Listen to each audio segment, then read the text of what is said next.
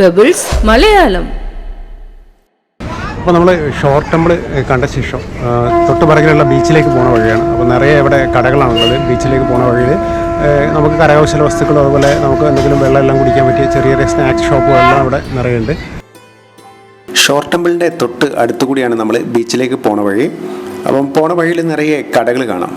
കുട്ടികൾക്കുള്ള കളിപ്പാട്ടങ്ങളും ചെറിയ ഭക്ഷണശാലകളും ടാറ്റു ചെയ്യുന്ന കടകളും അതുപോലെ കരകൗശല വസ്തുക്കളും എല്ലാം ഇവിടെ വിൽപ്പനക്കായി വെച്ചിരിക്കുന്നത് കാണാം. ഇവിടെ പോണ വഴിയിൽ നിന്നും നമുക്ക് ഷോർട്ട് ടെമ്പിൾ കാണാം. ആ ഒരു കാഴ്ചയാണിത്.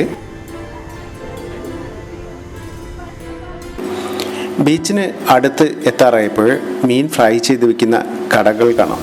20 രൂപ 30 രൂപയാണ് മീനിൻ്റെ വില വരുന്നത്. അവർ ഫ്രൈ ചെയ്ത് വെച്ചിരിക്കുകയാണ്. അപ്പോൾ വ്യത്യസ്തങ്ങളായിട്ടുള്ള മത്സ്യങ്ങളെ നമുക്കിവിടെ കാണാൻ പറ്റും. അതുപോലെ അത്യാവശ്യം ആളുകളുമുണ്ട് ഇത് കഴിക്കാനായിട്ട്.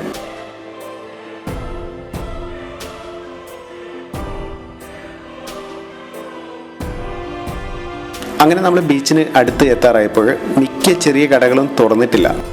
അപ്പം നമ്മൾ ഏകദേശം എത്തുന്ന സമയം എന്ന് പറഞ്ഞാൽ 2 മണിക്ക് അടുത്തായിട്ടാണ്. വൈകിട്ടാവുമ്പോഴത്തേക്ക് ഇവിടെ നല്ല തിരക്കാവുമെന്നാണ് ബീച്ചിൽ നിന്ന് നമ്മളോട് പറഞ്ഞത്. അതുപോലെ ഒട്ടകം, കുതിര എന്നിവയുടെ സവാരി ഇവിടെയുണ്ട്. അതുപോലെ തന്നെ കുട്ടികൾക്ക് കളിക്കാനുള്ള കുറേ കാര്യങ്ങൾ നമുക്കിവിടെ കാണാം. ഇതെല്ലാം വൈകിട്ടാവുമ്പോഴത്തേക്ക് ആക്റ്റീവ് ആവും. ഉച്ച സമയമാണെങ്കിലും നമുക്ക് അധികം വെയിലൊന്നുമില്ല. ബീച്ചിൽ അത്യാവശ്യം ആളുകളുമുണ്ട്.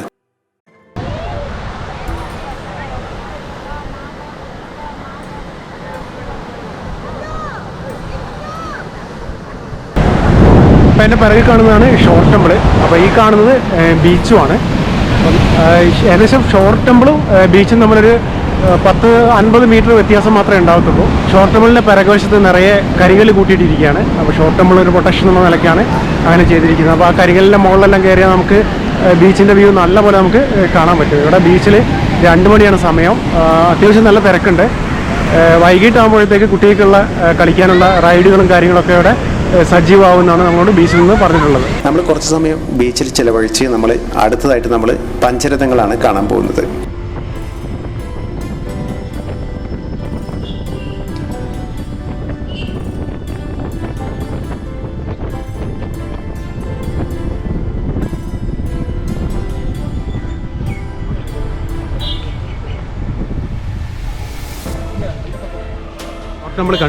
നമ്മൾ മഹാബലിപുരത്ത് ഷോർട്ട് ടെമ്പിൾ കണ്ടു കഴിഞ്ഞ് നമ്മൾ വന്നിരിക്കുന്നത് 5 രഥങ്ങൾ, പഞ്ചരഥങ്ങൾ എന്ന് പറയുന്ന സ്ഥലത്തേക്കാണ്. അപ്പോൾ ഇവിടെ ഭീമ അതുപോലെ അർജുന എന്നിവരുടെ എല്ലാം രഥങ്ങളുണ്ട്. അപ്പോൾ അതെല്ലാം ഒറ്റ കല്ലിൽ തീർത്തതാണ്. അപ്പോൾ നമ്മൾ ഈ കാണുന്ന സ്ഥലത്തോടെയാണ് നമ്മൾ അതിൻ്റെ ഉള്ളിലേക്ക് പോകുന്നത്. അപ്പോൾ നമുക്കതിൻ്റെ കൂടുതൽ കാഴ്ചകളും അതിനെക്കുറിച്ചുള്ള കൂടുതൽ വിവരങ്ങളെല്ലാം മനസ്സിലാക്കാം വരും.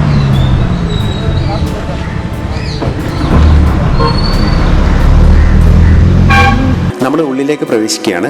പഞ്ചരഥങ്ങൾ എന്ന് പറയുമ്പോൾ മഹാഭാരതത്തിലെ പഞ്ചപാണ്ഡവ സഹോദരന്മാരായ യുധിഷ്ഠിരൻ, ഭീമൻ, അർജുനൻ, നകുലൻ, സഹദേവൻ, ഭാര്യയായ ദ്രൗപദി എന്നിവരുടെ പേരിലാണ് ഇത് അറിയപ്പെടുന്നത്. ഘടനാപരമായി ഓരോന്നും വ്യത്യസ്തമാണ്. ക്ഷേത്ര മാതൃകയിലാണ് ഇവ നിർമ്മിച്ചത്. പഞ്ചപാണ്ഡവന്മാരുടെ പേരിൽ അറിയപ്പെടുന്നു എങ്കിലും ഇത് ഓരോന്നും ഓരോ ദേവീദേവ സങ്കല്പത്തിലാണ് നിർമ്മിച്ചത്. പഞ്ചരഥങ്ങളെ കൂടാതെ ഇവിടെ നന്ദിയുടെ രൂപവും സിംഹരൂപവും ആനയുടെ രൂപവും എല്ലാം കാണാം. ഇവയെല്ലാം ഒറ്റക്കല്ലിലാണ് നിർമ്മിച്ചത്. ഇതിൽ ചിലതെല്ലാം അപൂർണമാണ്.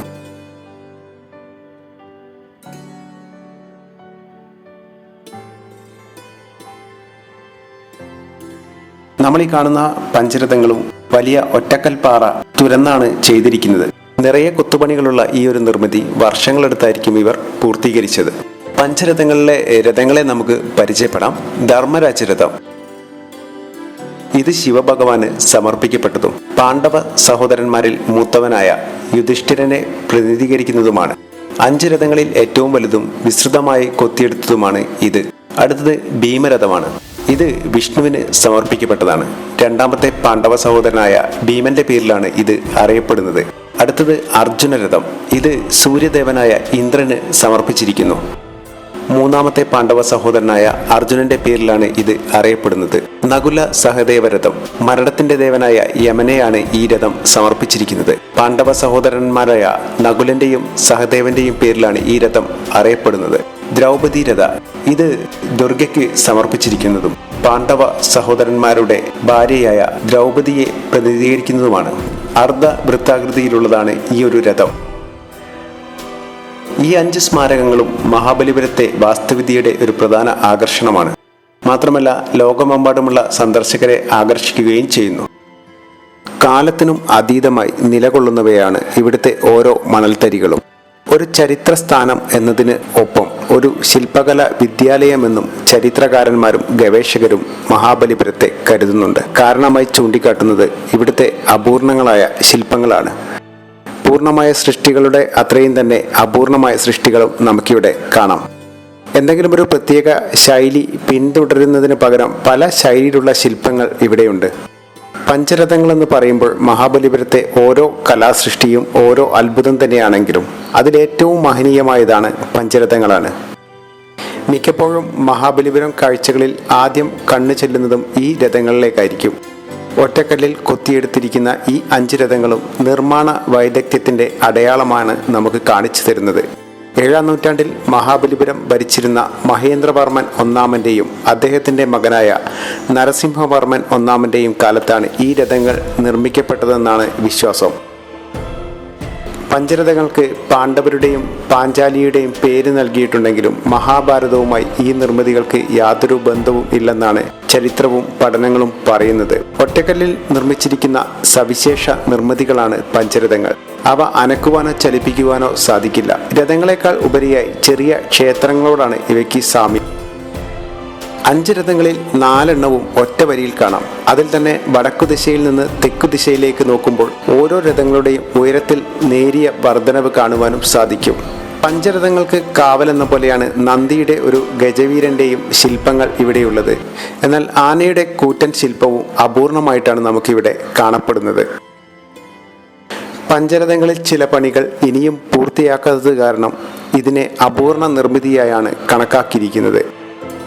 നരസിംഹവർമ്മൻ രാജാവിൻ്റെ മരണമായിരിക്കാം അതിനു കാരണമെന്നാണ് കരുതപ്പെടുന്നത്. ഭരണത്തിലെ മാറ്റം പോലും അപൂർണമായ വാസ്തുവിദ്യയുടെ കാരണമാകാമെന്നും ചരിത്രം സൂചിപ്പിക്കുന്നു. മഹാബലിപുരത്തിൻ്റെ മറ്റൊരു കാഴ്ചയുമായി അടുത്ത വീഡിയോയിൽ കാണാം.